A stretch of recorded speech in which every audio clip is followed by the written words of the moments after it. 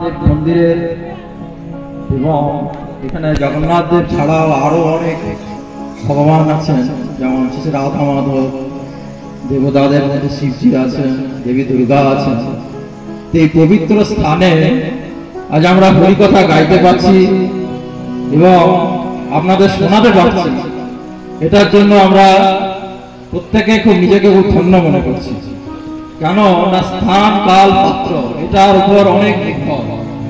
এই পবিত্র স্থানে আমাদের এই শ্রী শ্রী জগন্নাথ মন্দিরের যে পরিচালন মানে কমিটির শ্রদ্ধাবান ভক্তরা, বিশেষ করে প্রধান স্যার আমাদের এই যে ভগবতীয় কথা, জগন্নাথ দেবের মহিমা কথা বর্ণনা করার জন্য সুযোগ দিয়েছেন, তার জন্য আমি প্রত্যেক শ্রদ্ধাবান ভক্ত যারা জগন্নাথ মন্দির পরিচালনা করছেন তাদেরকে আমি আন্তরিক অভিনন্দন জানাই বা ধন্যবাদ জানাই। এবং মূলত আমার যারা এখানে গুরুবর্গের মানুষ আছেন তাদের প্রত্যেককে আমি প্রণাম জানাচ্ছি। আমাদের ইসকনের যেসব বরিষ্ঠ ভক্তরা রয়েছেন তাদেরও আমি প্রণাম জানাই, আশীর্বাদ প্রার্থনা করছি। এবং আমার যারা বয়সে ছোট তাদের আমি এই হরিকথা শোনার জন্য ধন্যবাদ জানাচ্ছি। কারণ এই ভগবানের হরিকথা শোনা অতীব দুর্লভ। ভগবান শ্রীকৃষ্ণ গীতাতে বলছেন যে 1000 জন মানুষের মধ্যে একজন ভগবানের কথা শোনার আগ্রহী হবে। হ্যাঁ, কারণ আমরা সবাই এই মৃত্যু লোকে জন্ম নিয়েছি যে যার কর্ম ফলে। আমরা অনেকে বলি যে আমরা শুধু হাতে এসেছি, খালি হাতে এসেছি, কিন্তু আমরা কেউ খালি হাতে আসেনি। আমরা সবাই গত জন্মের কর্মফল নিয়ে এসেছি এবং এখান থেকে বেরোবো কর্মফল নিয়ে। তো সুতরাং এই কর্মফলের জন্য আমরা সবাই বিভিন্ন ভাবে কষ্ট পাচ্ছি। সে আমরা যতই জড়বিদ্যায় পারদর্শী হোক বা যেভাবে আমরা বিভিন্ন কর্মে যুক্ত থাকি, আমরা প্রত্যেকে তিতাব দুঃখ পাচ্ছি। কারো বিভিন্ন রকম ব্যাধি হচ্ছে, কারো মানে অর্থনৈতিক কষ্ট হচ্ছে, কেউ ধরুন তার পরিবার থেকে বিচ্ছেদ হয়ে গেছে, কারো নিকট আত্মীয় মারা গেছে। তো এই জন্য ভগবান বারে বারে এই পৃথিবীতে আসেন, সত্যযুগ, ত্রেতাযুগ, দ্বাপর যুগ, কলিযুগ। তো আমরা এই বর্তমান কলিযুগে অবস্থান করছি। এই কলিযুগে এই জগন্নাথ দেব এই আষাঢ় পূর্ণিমাতে ভগবান এই 9 দিন রথযাত্রা মহোৎসব, এই 9 দিন রথযাত্রা মহোৎসব খুবই বড় অনুষ্ঠান। আমাদের দেবী দুর্গা দেবীর যে শারদীয়া উৎসব হয় সেটা 4 দিন, খুব জোর হলে 5 দিন, কিন্তু এই জগন্নাথ মহাপ্রভুর রথ উৎসব 9 দিনের উৎসব।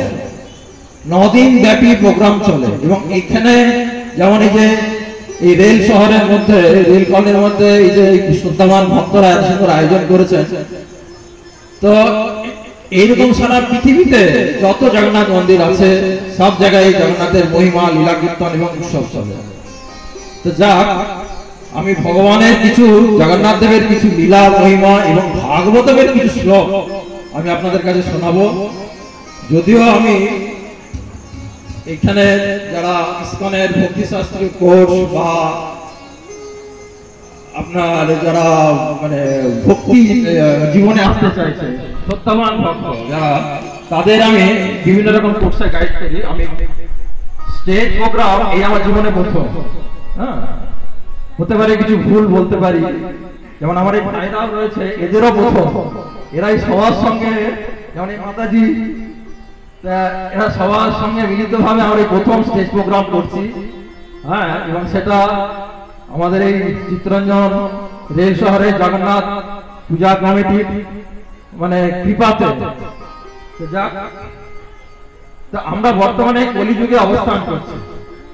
এর আগে দ্বাপর যুগ গেছে, ত্রেতা যুগ গেছে, সত্য যুগ গেছে। তো ভগবান সত্যযুগে বদ্রীনাথ রূপে আবির্ভূত হয়েছে এবং বদ্রীনাথ রূপে আবির্ভূত হয়ে এই জগতের বহু মানুষকে উদ্ধার করেন। এক এক যুগে এক এক রূপে ভগবান আসেন। তো সত্যযুগে বদ্রীনাথ রূপে এসেছেন।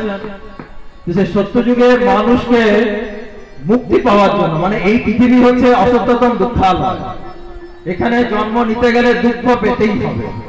এবং এখান থেকে যদি আমরা ভগবানের কাছে ফিরে না যাই তাহলে কি হবে না, আমাদের ভাগবতমে যে ব্যাখ্যা আছে 84 লক্ষ যোনি, এই 84 লক্ষ যোনি ভ্রমণ করতে করতে আমাদের পুনরায় আবার মনুষ্য দেহতে আসে, মানে এখান থেকে আমরা কোনো মতে বেরোতে পারবো না। যার জন্য এটাকে বলা হয় জেলখানা।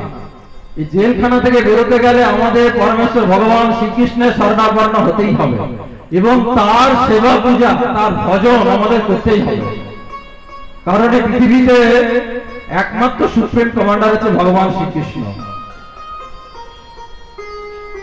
তার যদি আমরা সেবা পূজা বা তাকে যদি আমরা ভজনা না করি তাহলে আমরা কেউ করতে পারবো না। আমরা যে যত বড় ওস্তাদ হই বা যত বড় ভিড় হই, আমরা হয়তো জড়বিদ্যাতে কেউ ডক্টরেট করেছে, পিএইচডি করেছে এবং সে প্রথম সারির রাজ কর্মচারী, যেমন ভারতবর্ষের প্রথম সারির রাজ কর্মচারী আছে, তারা দেশ পরিচালনা করছে, কিন্তু সবাই কিছু না কিছু দুঃখতে আছে, দুঃখ ছাড়া কেউ শান্তিতে নেই।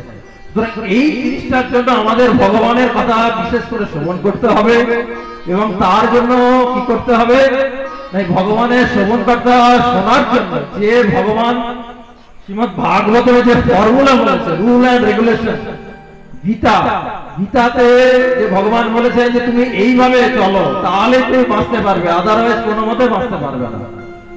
নিজের মন গড়া কথা মতো কোনো মতে চলতে পারবে না। যেটা অর্জুন বলেছিল যে আমি বনে চলে যাব, বনে গিয়ে ভিক্ষাবৃত্তি করবো, আমি এই গুরুবর্গের মানুষকে মারতে পারবো না, কারণ আমার সব গুরুবর্গের মানুষেরা আমার বিপরীতে যুদ্ধক্ষেত্রে দাঁড়িয়ে আছে।